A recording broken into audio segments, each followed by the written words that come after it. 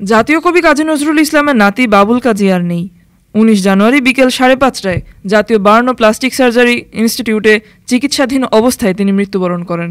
ইন্না লিল্লাহি ওয়া ইন্না ইলাইহি রাজিউন। গণমাধ্যমকে তার মৃত্যু সংবাদ নিশ্চিত করেছেন বার্ন ইনস্টিটিউটের আবাসিক সার্জন ডাক্তার শাওন বিন রহমান। তিনি জানান, বাবুল কাজীর শরীর ৭৪% দগ্ধ হয়েছিল, শ্বাসনালীও পুড়ে গিয়েছিল। শনিবার রাতে তাকে লাইফ সাপোর্টে নেওয়া হয়। সেখানে তার চিকিৎসায় ১৯ সদস্যের মেডিকেল বোর্ড গঠন করা হয়েছিল। সবশেষ রবিবার বিকেলে তিনি মারা গেছেন।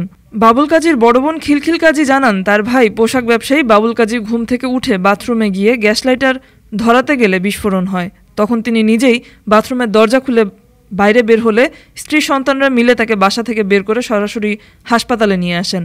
বার্ন ইনস্টিটিউটের ভারপ্রাপ্ত পরিচালক ডাক্তার মোহাম্মদ মারুফুল ইসলাম বলেন, শনিবার সকালে তাকে দগ্ধ অবস্থায় স্বজনরা হাসপাতালে নিয়ে আসেন।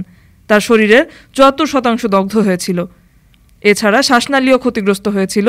তার অবস্থা খুবই শঙ্কাজনক ছিল। ডেস্ক রিপোর্ট, আজ বার্তা, ঢাকা।